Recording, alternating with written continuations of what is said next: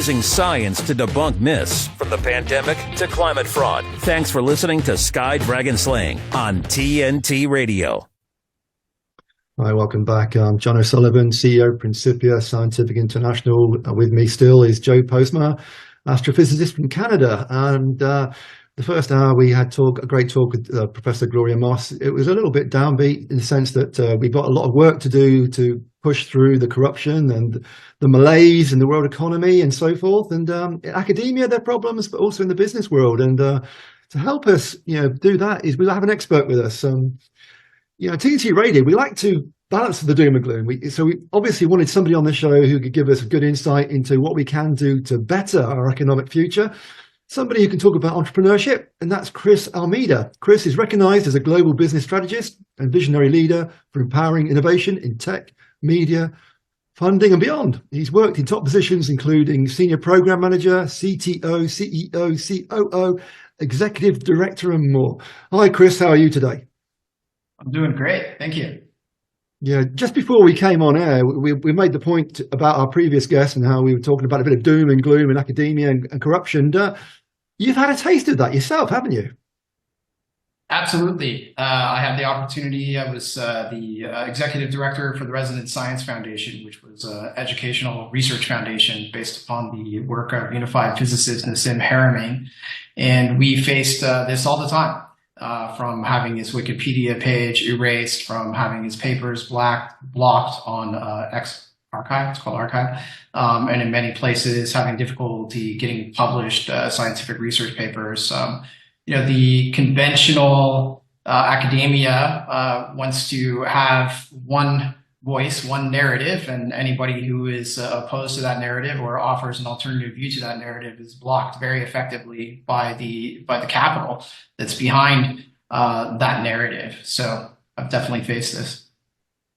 Yeah, and the important point here is the fact that innovation tends to come from inspired individuals, not collectively. If anybody knows anything about how success in history is acquired, it's usually by some guy, some genius who comes forward and gathers initiative. And we talk about things like paradigm shifts. Paradigm shifts don't happen unless there's kind of a movement to that. And it's always somebody at the tip of the spear, isn't there?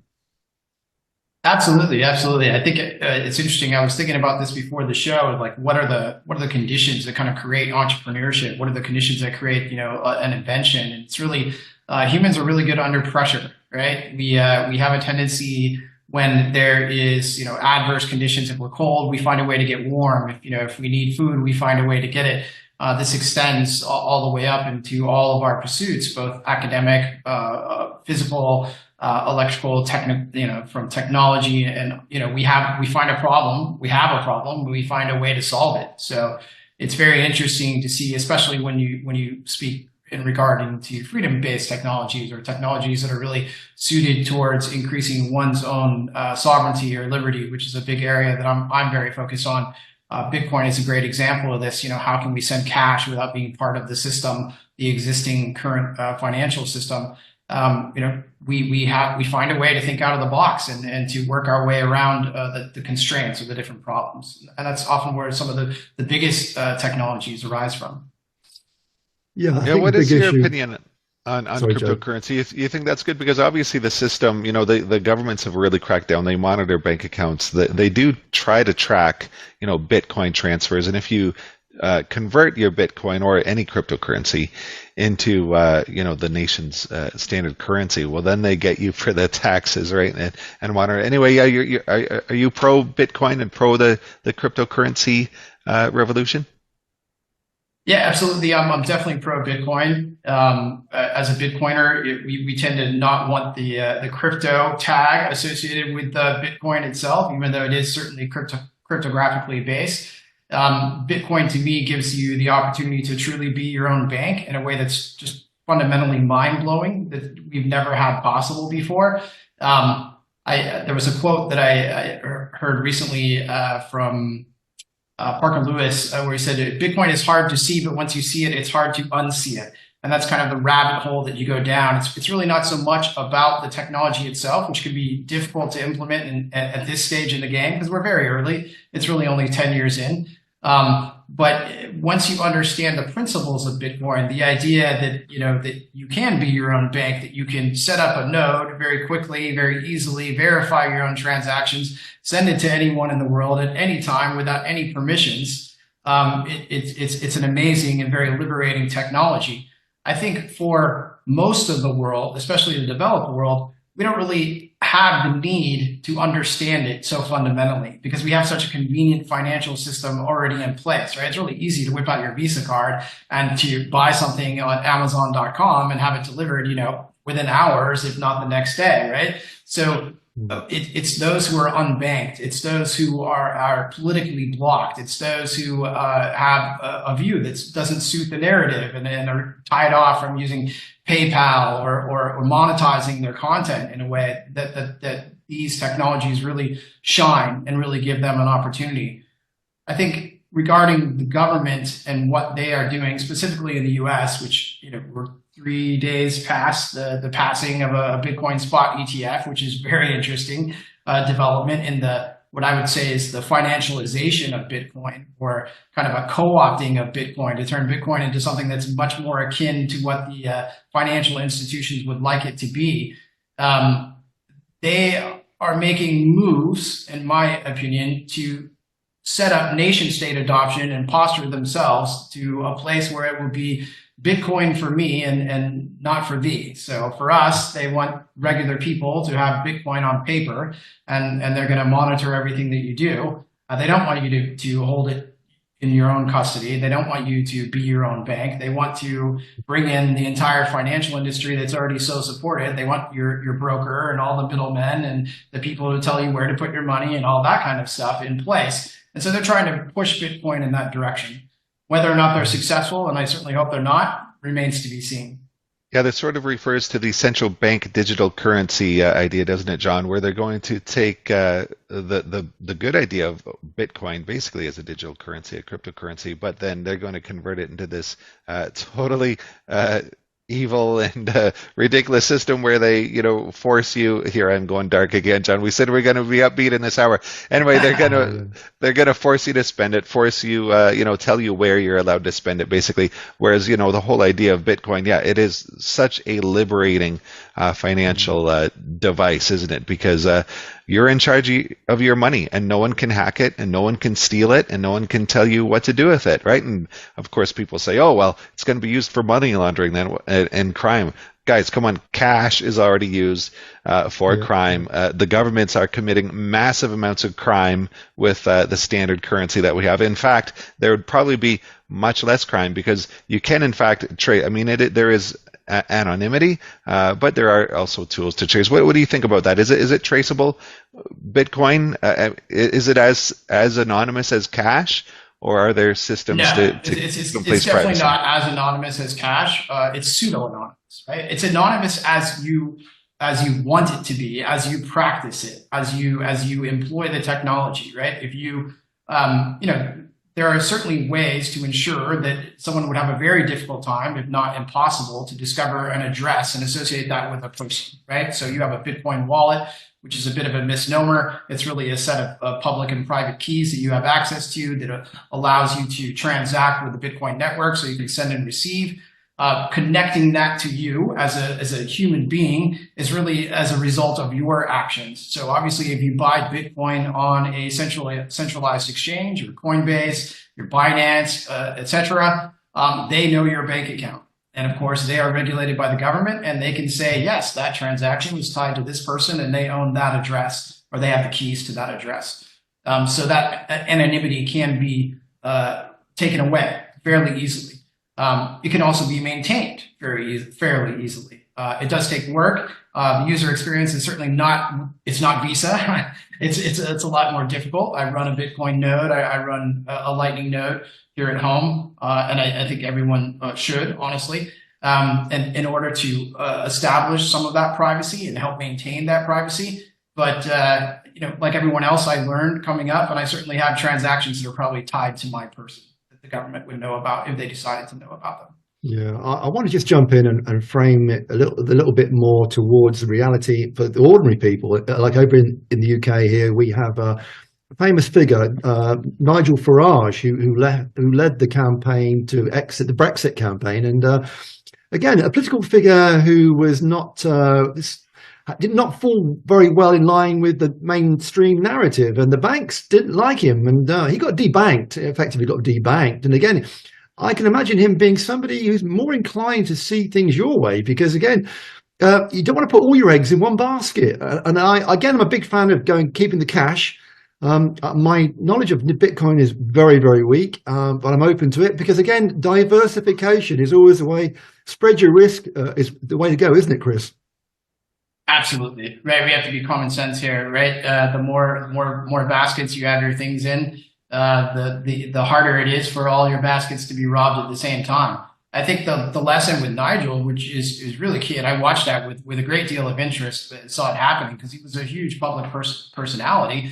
Like him or don't like him, he was popular from that perspective, was that someone of that level could actually be targeted in such a way. It was pretty amazing. I've been unbanked myself. I had the state of California decide to go after my bank account for something that really for no reason and with no permission. And it's a very disarming experience because there's an institution that you trust in. We've grown up with this idea that there is these outside external authorities that we can simply trust implicitly, right? Banks.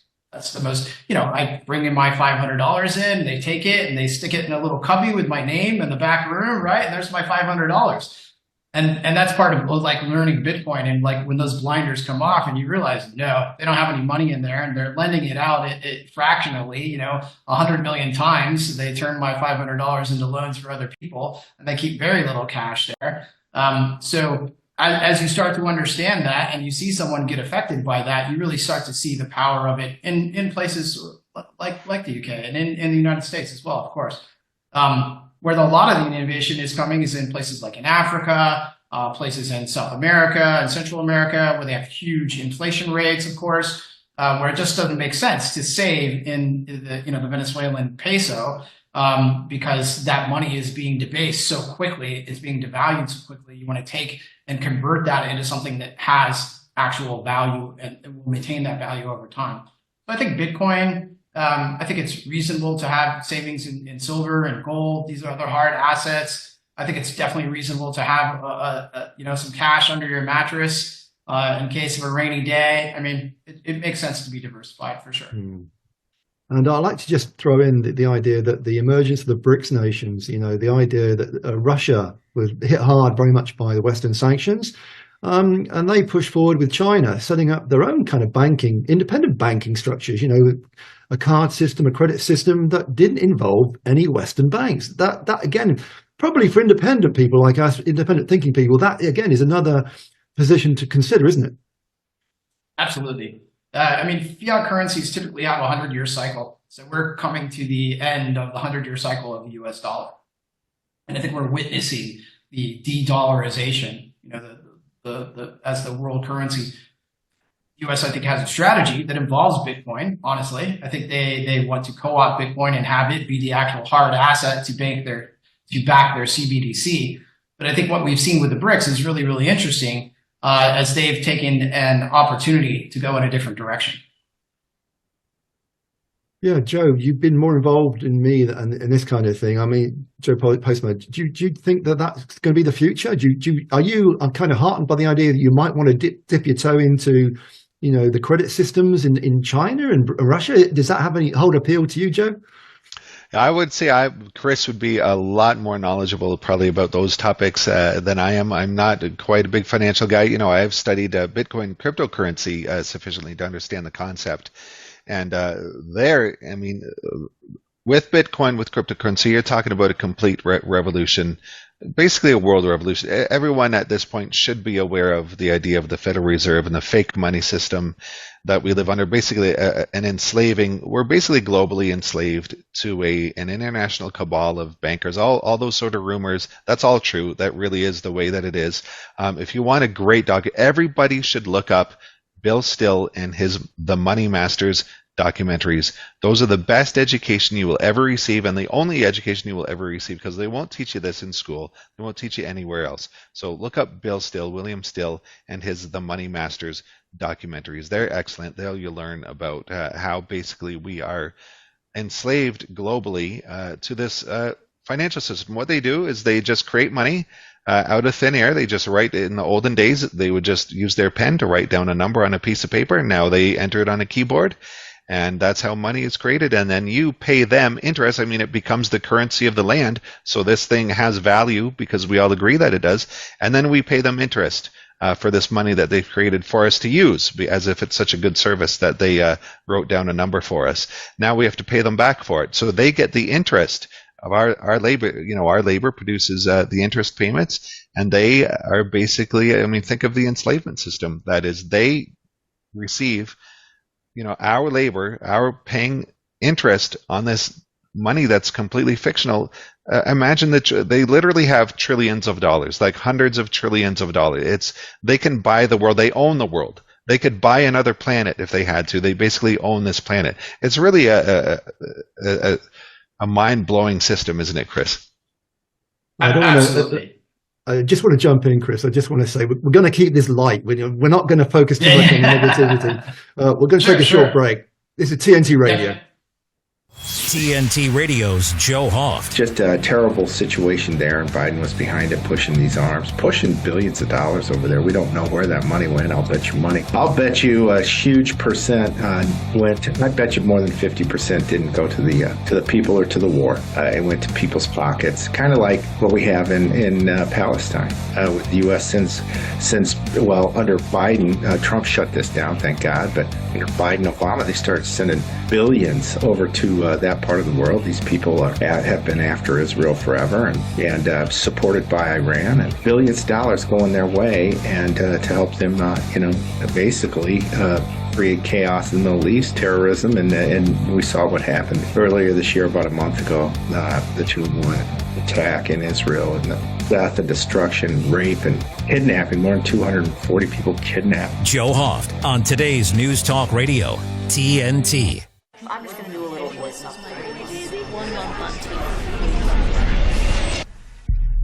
I wanted to alleviate my pain. I also didn't want to be who I was. I always just felt like there was just something wrong with me, and I was trying to figure it out, and I used the internet to help me do that. Seemingly out of nowhere, we've suddenly seen a huge spike in media depictions and social media depictions of transgenderism. It's even reached the mainstream advertising world. The people who are consuming this are children, 13, 14, 15 years old, and it's so easy for them to literally be groomed. I just woke up one day, looked at myself in the mirror, and asked myself, what the heck am I doing? When trans-identified kids are referred to specialized gender clinics, they're often told that they're going to get comprehensive, multidisciplinary mental health assessments. We know that that's not true. I was easy to manipulate. The ideology that has become dominant at these clinics is that trans kids know who they are, and therefore to question them is completely taboo. My childhood was ruined. Who's there for their detransitioning? Nobody. Nobody would help me because they had more concerns of me reversing everything. Did this thing to alleviate this gender dysphoria that wasn't there before, but you made it into a problem, and now your body image issues are worse. That's not supposed to happen. What do we do now? D-Trans, the dangers of gender-affirming care. For more information, go to prageru.com. The human mind is like a computer. No matter how efficient it may be, its reliability is only as great as the information fed into it. That's a campaign promise. Tell us the truth. Tell us the truth. We mandate that the truth be told. You're hearing it. TNT. Hi, welcome back. We're with Chris Almida. Chris, like us, he works remotely. Remote working, probably the future for most people. You know, you need a good internet connection. You need all that kind of technicality. Chris is currently in Portugal, enjoying a pretty unique life. I'm reading, Chris, that you worked in a variety of industries: steel erection, general contracting, intellectual property, development and licensing, IT engineering, real estate, financing, software. non-profit foundations, applied energy research, development, film, TV, media, very, very diverse. And also, don't forget Bitcoin. Chris, you're such a diverse guy. You've got a broad range of knowledge and experience. And speaking of somebody, again, wearing my hat as a remote worker like you, I'm sat here in the UK. Joe's over there in Canada. I keep hearing thoughts, ideas, fears about the switching off, the collapse, the internet system being switched off. Banks, again, are collapsing. I think systems are going down, coming back on remotely. My colleague, Jeremy Nell down in South Africa, he has brownouts, a lot of brownouts, lack of connectivity. If you can't connect to the internet, Chris, you can't exactly access your finances online, can you? Again, we're talking about diversification, and you said that you need physical assets. Fungibility, that is the word, isn't it? Fungibility. Mm-hmm. Yeah, absolutely. That's correct. I think this is something, we have I think you had my partner, Michael Austin, on as a guest a few weeks back. And talked a little bit about something that we put together called the Freedom Fund, where we are really focusing on the exact kind of solutions that speak to these issues. So what we're looking at is decentralized alternatives to centralized infrastructure. So Bitcoin is a good example of that. There are other examples of that. If you look at Nostr, that's a decentralized alternative to social media, where you own your own data and you can take it anywhere you want and set up your own node to participate in that. We need decentralized alternatives to the internet, or at least to access the internet. They're certainly going to move in a direction where they're going to require digital IDs and try to push you into identifying yourself and deciding what you're going to access on the internet. We're going to need decentralized alternatives to that. This is not just a technological thing, however. I live in a way that is fairly decentralized. I have my own water, I have my own power, I have my own chickens, both eggs and meat. We have our own garden, we eat out of that. We try to, generate ourselves as much as we consume, as much as possible. We run our own personal servers. We don't, no Netflix subscription. I'm not paying big tech. I don't have anything in the cloud. You can move in ways. There are technologies that exist today. A lot of them are open source technologies, and there are capital companies that are being built upon these technologies that are innovating in this way. So if you look at Bitcoin as a technology that was founded by the cyberpunk movement, has its roots in the cyberpunk movement, who saw how important cryptography was from a freedom perspective, who saw how important the internet was from a freedom perspective. I mean, some of these things were rooted in, how can we email anonymously, without the government, privacy concerns, really. These are the kind of technologies and the products and services that we're pursuing. And I think we're at a tipping point where more and more people are aware. When you look at what's happened with COVID, when you look at what's happened since 2020, more and more people are working remotely. They understand their dependence on the internet, as you do, and they understand that they need a way to access that is not controlled by the government. And that's what we're looking to support. Yeah, TNT Radio has been going 2 years now, and it's growing fast. It's a wonderful alternative media source, and as you say, the pace is picking up now. The mainstream media, especially, is being discredited. And again, it's like a cascade effect, isn't it? The more people who catch on, word of mouth is powerful. People make personal recommendations. Again, we know that there's a lot of shadow banning going on. We've seen it over here in Principia Scientific International, where I work, and TNT Radio, again, suffers from it. Again, we're all being kind of corralled into a certain way of thinking. It takes a lot of kind of self-awareness, critical thinking to find a more independent path. And I like what you're saying about being completely self-sufficient down there in Portugal, because again, you joining the dots, you realize it's a multi-vectored attack on us, isn't it? Health-wise, education-wise, business, economically, we have to be aware, be mindful of that. And again, we're looking at new authority figures. Somebody like yourself who's emerging as a credible expert in your field. Again, you need to network, and we need to network guys like you and get you on the show and talk about how we can do it. In the hour before you came on, we had Gloria Moss over here in the UK, who's pinpointed the problems in academia here, and she set up Truth University. again, I think she could benefit with a chat with you, Chris. I think you and her could maybe be of use to each other and maybe come up with some ideas there. But again, as you say, it's a new age, isn't it? A new age, new opportunities. And like I said at the top of the show, it's not all doom and gloom, because again, when there's a crisis, people with their head screwed on can make something of that, can't they? Yeah, that is absolutely correct. As I said earlier, I really think adversity is what creates some of the best ideas. And you try to put us in a box, and there are lots of humans out there who say, no, I'm not going to be put in a box. I don't want to be put in a box, and you're not in charge of my box. So let me find a way to get out of that. And this movement is happening with food sovereignty. We're learning how important it is to not be connected to a centralized logistics. Why do we have to have strawberries in December, that come from somewhere where it's warm when you're living somewhere where it's not, right? We need to eat seasonally. We need to eat locally. I go to a local butcher that's, a town away from me that raises his own cows that are grass fed. I know where they come from.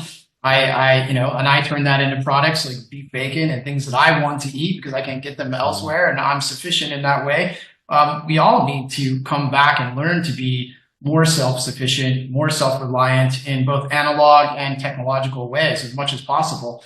This idea that we're going to scroll through TikTok and scroll through Instagram, and that's going to be the summary of our life and our entertainment, where we get our value from, is really, really warped society in a very dangerous way, I think. Yeah, Chris, I love you were going to say something, Joe. Chris, I love the way that you're living and doing that, and that would be a dream of mine as well. But one thing that I get concerned about, here I go with my concerns again, John, is that it's hard for everybody to live like that, isn't it? Because these cities are packed so full of people, aren't they? I mean, people living in the city, it's very difficult to, grow your own chicken and eggs, and it's even hard to know where to go to a farm to find, grass-fed beef. It kind of connects to the idea that there's perhaps overpopulation, that perhaps we would all be able to live a higher quality of life if we lived, more rurally. Or what are your thoughts on that? How do we help people in the cities, living in the cities so densely packed? Yeah. Yes, there are solutions, right? People do aquaponics with fish tanks inside their little tiny apartments in Tokyo and places like that. So you can actually do things. And really, it's a question of are you willing to step out of your comfort zone? Are you willing to do things that are not as convenient and easy? We are a victim of our own reliance on convenience and ease. That's the biggest thing. It's not that we're being perpetrated against. We're perpetrating against ourselves with our, we don't want to get out of our way. We don't want to get off the couch. We don't want to change something that's already happening and it's taken care of for us. We don't want to think about it. We've got a government on the financial side that's all about know your customer, that tries to stop you from transactions. We need to reverse that. We need to know your merchant. Right? We need to know your institution, know your government. I don't support things that don't support me in the way that I want. And we can make these choices in cities as well. I choose not to live in a city. I'm not far from a city. I can get to a city very, very quickly. I have a fairly major city within 20 minutes of me. That lifestyle exists. I lived in Laguna Beach in California, just outside of LA. I kept bees in Laguna Beach. So you could be a beekeeper, and I was pretty much in the city, right? We were on a hill above the ocean, but yes, that was still close to the city, very dense. A lot of people living there. You can have a small garden. If you have some land, you can have a patio garden. If you don't have a land, you can do aquaponics. You can do some solar. You can try to, you can have a Bitcoin space heater and earn sats while you heat up, and pay less electricity, right? There's lots of different solutions out there. It's just not what's taught. I have two boys. They're 21 and 18. They've never been in school their entire life, 100% unschooled. They're completely unvaccinated. They've only been to a Western doctor once, when one broke an arm. One's a professional server, one's a self-taught developer. One works for Bitcoin and cash, and the other, is very good at producing media and getting sponsorship to support his dream of becoming a world champion.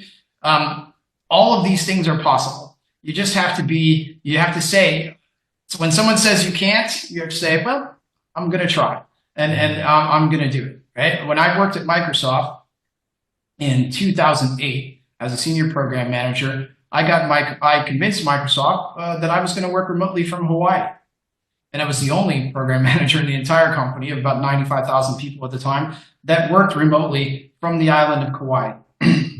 And people would say to me all the time, how could you do that? I could never do that. I said, yeah, you're absolutely right. You never could and you never will.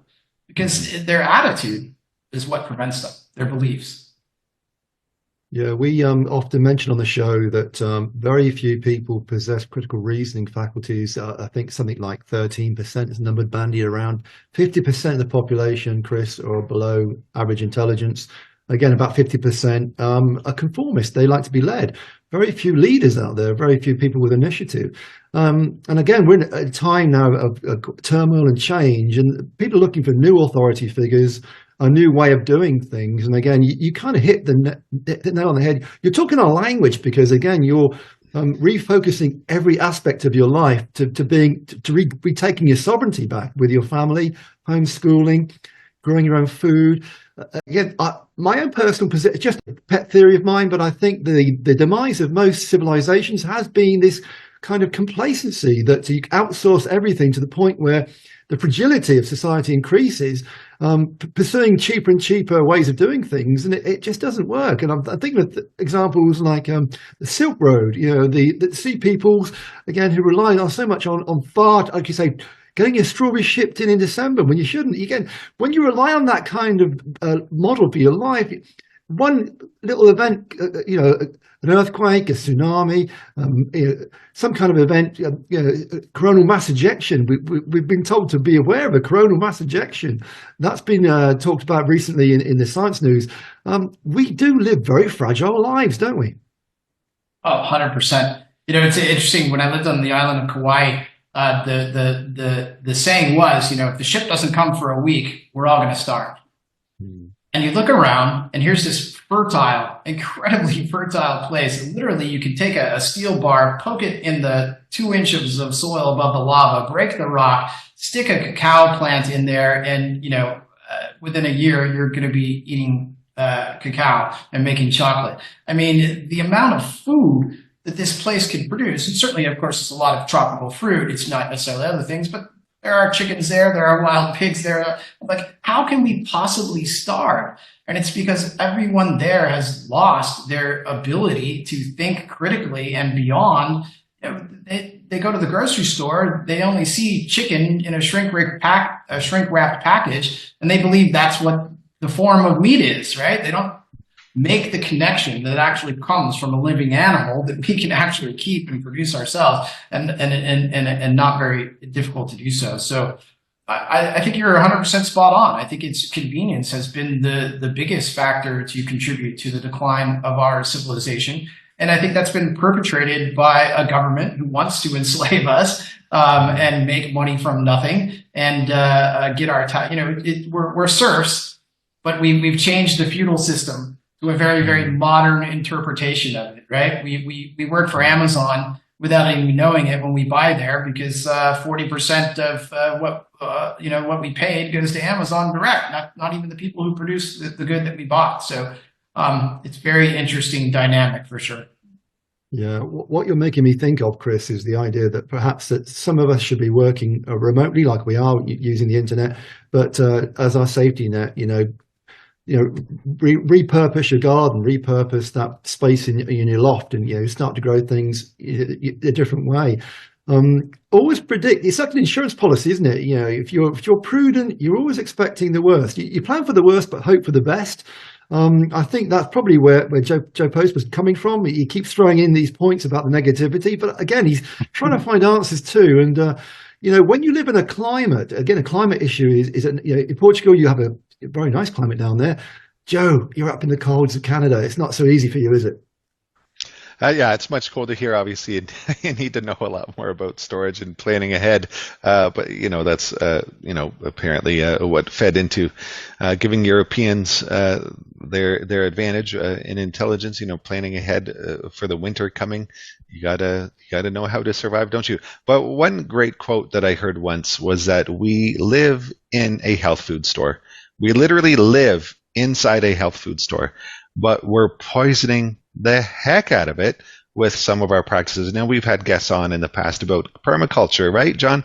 And about how you can create these systems which are self-sustaining food growing systems in very small spaces, which produce extremely healthy food. In fact, all the food that you can grow naturally, all the animals that you can grow naturally without the use of all this poison that we spray on the conventional crops, they're literal health foods.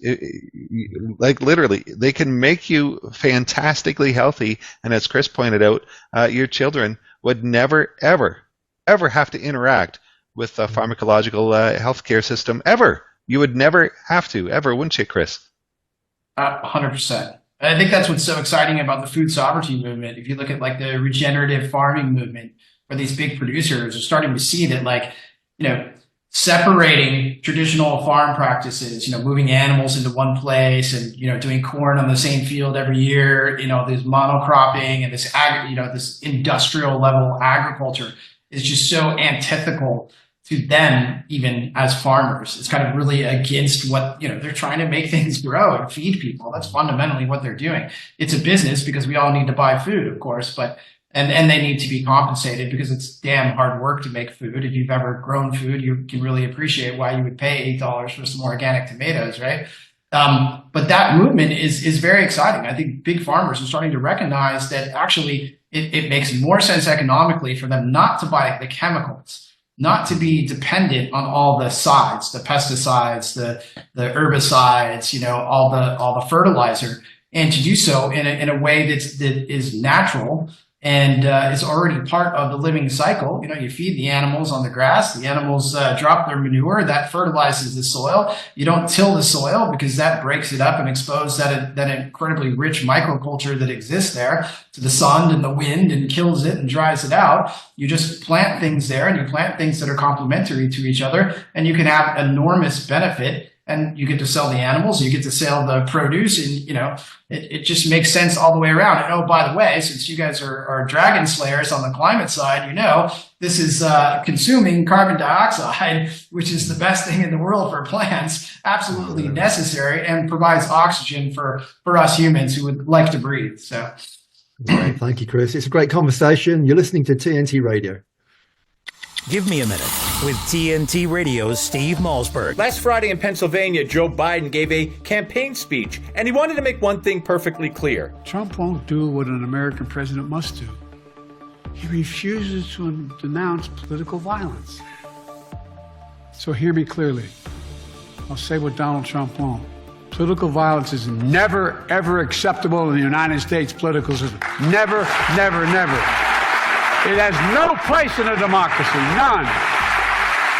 Of course, Biden's a hypocrite because he himself threatened Donald Trump several times. Press always asks me, don't I wish I were debating him?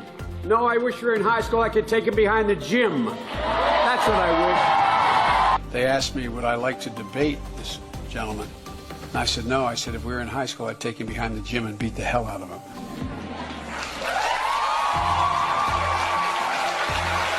And Biden's not the only one to make threats and talk about violence. Watch. Donald Trump is a guy who, you understand, he hurts you.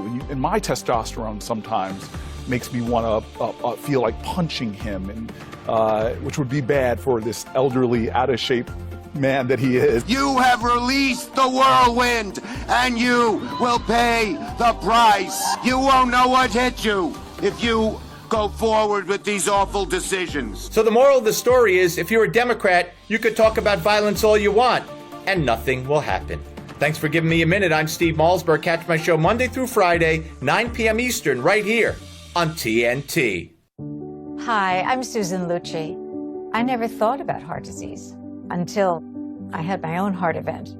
At first, like so many other women out there, I ignored my symptoms. A slight pressure on my chest, shortness of breath. I thought, I don't have time to be sick. I had a 90% blockage in my main artery and a 75% blockage in the adjacent artery. I received 2 stents in my arteries. Stents developed through research funded by the American Heart Association. Those stents saved my life. I'm so grateful to the American Heart Association. Their research helped save my life. I can enjoy life with my children, my grandchildren, and my friends. Please, listen to your heart. The only reason I'm here today is because I did. Learn more about the American Heart Association's life-saving work at helpheart.org. Using science to debunk myths, from the pandemic to climate fraud. Thanks for listening to Sky Dragon Slaying on TNT Radio. Just during the break, Chris was saying he doesn't have TV. It's very unusual for him to watch advertisements. Chris, that's so refreshing to hear you. You really have the dream life over there in Portugal. I'm trying. We're trying. Yeah, I'm very fortunate. I feel very blessed. I've got a great partner who's been with me since, we've been together 33 years, I think, since she was 21, I was 20, or the other way around. And we've gone all around the world and done lots of different things, and really committed to values that we share. So that's been great. Definitely watching commercials is very surreal for me, because we certainly have a monitor and we have our own media that we watch, and we watch a lot of stuff for sure. Our kids aren't insulated from the world. We're not Luddites in any way. But we choose what we see, and we don't take the psychological programming, because that's what television is, right? It's just, in fact, it's called programming, right? You work in the production, in the media industry, right? That this is programming. Yeah. And advertisers can dictate what the programming is. And media is controlled by a very small handful, most media, not alternative media, but traditional medias can, 4 or 5 companies now, I think, that own all the media all over the world. And you can watch the news shows where every newscaster is saying the exact same thing and reading from the script, whether it's whatever side they're supposed to be on, because they're just 2 sides of the same coin. So, we're very manipulated as a society. We're very controlled. I think the psychological warfare aspect of it is much bigger than the kinetic warfare aspect, which is kind of slowly fading into the background. We're moving into an era where it's going to be economic warfare, whether it's going to be psychological warfare, which has been ongoing for quite a long time, and trying to move us in a pretty scary direction. But I didn't mean to go in the negative way. So no, there are solutions out there. But yeah, solutions. In terms of solutions, Chris, I said to you during the break, we just want to shamelessly promote anything that you can offer, because we encourage people to do your own research. And again, share with us your links, any good links that you think we should be using to inform ourselves. Absolutely. I've got a blog on Substack. It's called Life on BTC. You can also catch me on lifeonbtc.xyz. And also do consulting, fractional CEO, fractional COO. I go in with companies. I help them, like I've done with Freedom Fund with Michael. He came to me with something that he wanted to do, with an idea, and I helped him put that into motion and move that in a direction that was consistent with his values and with my values. That's really where I excel. I helped another company recently shut themselves down because they didn't have market fit and didn't want to recognize that. So there's a lot of realities to business that we have to face at times. Sometimes you might have a good idea, but it's not a good idea for everybody else. So you can catch me on LinkedIn @/Chris Almida, linkedin.com. Those are probably the best links. I'm on Twitter as well as Life on BTC. Yeah, I'm banned on LinkedIn, Chris. I tried to look you up on LinkedIn. They just won't let me in. I tried to look you up too. Yeah, I got banned a few years ago during the pandemic. I was promoting work with my colleagues about the issues of the no gold standard for the so-called SARS-CoV-2 and the vaccine integrity. And again, we're facing all these problems, aren't we? The censorship is real. The idea of being shadow banned, and again, if you speak out of turn, Chris, you could be deplatformed quite easily now. And again, as you say, the CBDC thing, it's the idea that you're putting all your eggs in one basket with these bankers. They're going to shut you down if you say anything out of turn. Yeah, well, CBDCs are 100% program money, and they're going to decide when you use it, how you use it, where you use it, and force you to use it or lose it. So it is a control mechanism. That's all it is, really, right? So this is the idea of 15-minute cities go hand in hand with this. They're going to decide how far you go, when you can go visit grandma, if you can go take a trip, if you can get on an airplane. They, the elites, are going to do all of these things whenever they like without any sort of restriction. And they want the rest of us as the serfs and the slaves to be very restricted so that we can, provide whatever value they can extract from us, as long as they extract value from us until they decide they don't need us any longer. So, the alternative is to move yourself out of the system as much as possible at every chance, right? This is how we protest. We protest by leading by our own example. You don't want institutionalized education, then go find or go create for yourself. There was no homeschooling when my wife was, said, "Hey, I'm not putting our kids in school." I said, "Yeah, of course. You're right, man. You do it. Go." And she didn't. There was no manual. You just have to go out and figure it out for yourself and trust in yourself, trust in your gut, trust in your instinct, right? We know as humans, we have these two brains. We have the brain up here. We have the brain in our gut that tells us, hey, dinosaur around the corner, get ready to run, right? Or, the pool, this looks safe to swim in, or this is good to eat, right? We have to learn to really trust ourselves. We've gotten into this paradigm where we put all the trust outside of ourselves. So we need to trust the government to tell us what's good for us. We're going to trust the doctor to tell us what we should eat and what we shouldn't eat. We're going to trust, the bankers to tell us, what we can buy and what we can't buy, and what investments we should make. Meanwhile, these are the biggest crooks. These are the biggest offenders from a climate and ecological perspective. I mean, let's not even get started about, the stuff that's raining from the sky on us constantly, and the weather manipulation. COVID, of course, what happened there with the complete lack of ability to get informed consent on an experimental vaccine. It's purely motivated by the financial crisis that was happening in late 2019 that most people aren't even aware of, right? This was the way to reset everything for them. Keep people at home, inject a bunch of printed money into the system, and shift things in the direction they want, and create an excuse to put more controls in place. So we have to protest with our actions. We have to seek alternatives. We have to seek away from convenience, and we have to be our own trusted authority. And we have to find trusted authorities who believe in the same way that we do. That's how we get decentralized, right? Like, you have a friend in Portugal now, and if you come here, I can guide you to the right places that you want to go that are consistent with your beliefs and where you want to spend your money. And I hope that I can do the same in Canada or the same in the UK, right? That's how we create pockets across the globe. And here in my community, we've got a Bitcoin meetup. We have a organic food meetup. I know the farmers at the farmers market. I know which ones I can buy from and which ones are reselling, from Dole and that kind of stuff. So that's how you get yourself informed. You be as aware as you can, and you create your own networks of trust. Yeah, also you make me think of the bartering system as well. You don't necessarily need a cash economy. You help me, I help you. My neighbor is my friend, and again, little things we can do that way.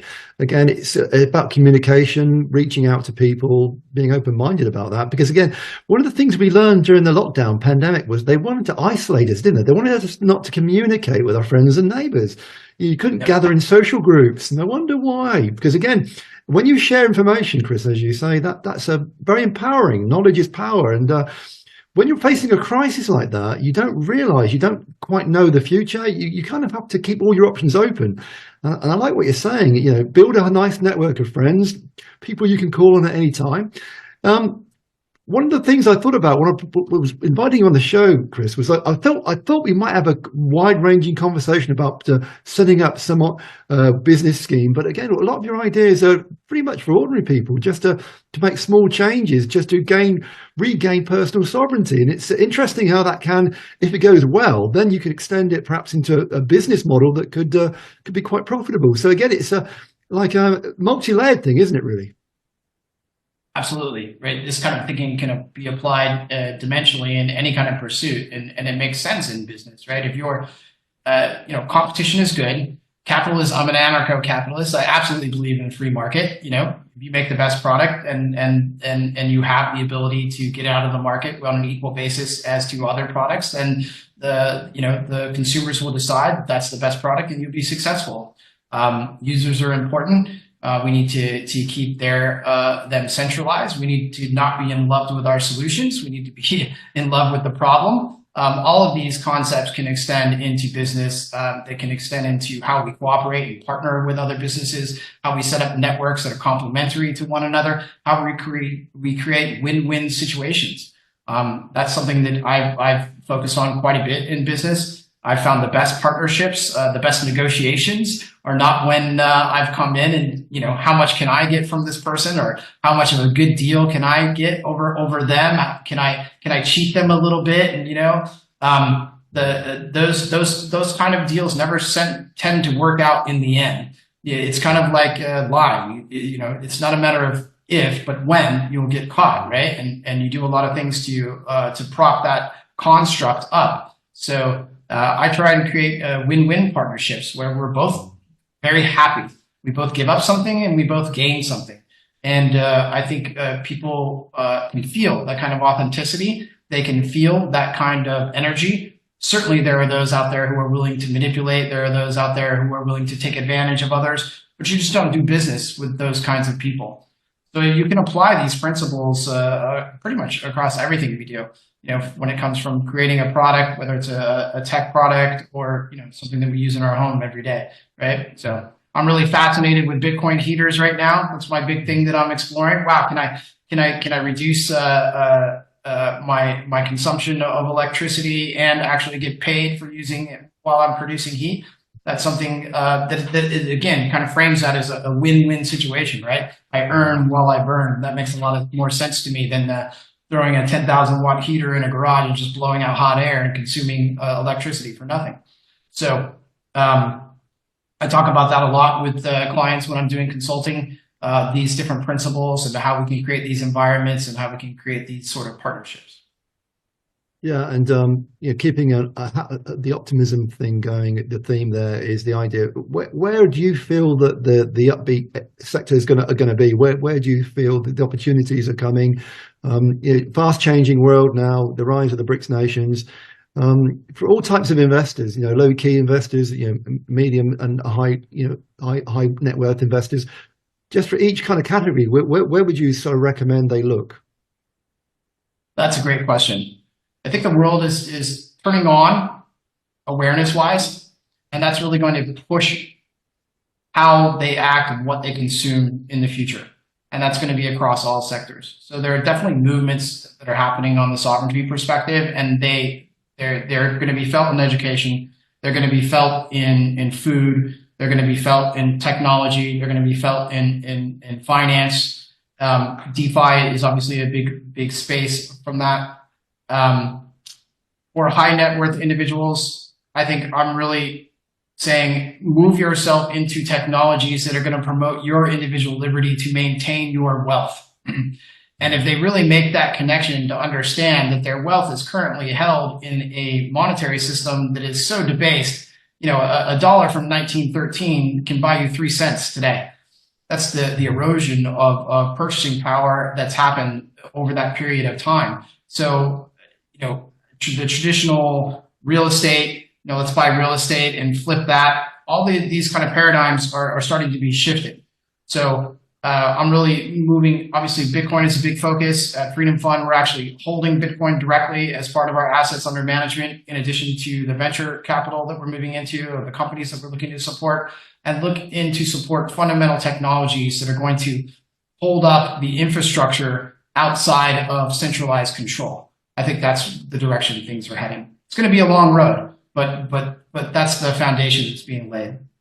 So essentially, you're fairly optimistic, Chris. You're not one of these doom and gloom merchants. No, I mean, there's a lot of doom and gloom out there, and my wife's an incredible researcher, and she's up on every bit of it, and so I'm very, very aware of what's happening.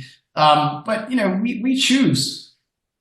as human beings, we choose, we create, we decide what we're going to create. We decide the reality that we're going to enjoy. We decide that through our actions, through our energy, through our voices, through our tone, through our words. All those things are real. The things you say carries a frequency, and we are in a world of frequency and vibration. So we need to hear those things. We need to know that they're there. We need to know that there's a bear around the corner so that we can go in a different direction. But we don't need to dwell on the bear, right? And we don't need to be mad about the fact that the bear exists and he wants to eat us, right? So that's just a waste of time and a waste of energy. So let's just move in a different direction and go around the bear and find a way to have a great, peaceful, and beautiful and productive day. Yeah, and I imagine the Almida family is very well set over there in Portugal. It sounds like you've got a perfect, kind of idyllic setting there for your family, Chris. So we're a normal family. Normal family, yeah. You're a premium these days. Normal families are on the decline. We need to make sure that they don't become extinct. Chris Almida, it's such a pleasure speaking with you, giving us some insights on the financial side, business side, and being an entrepreneur for every level. So, Chris, thank you for joining us on Sky Dragon Slaying. This is TNT Radio.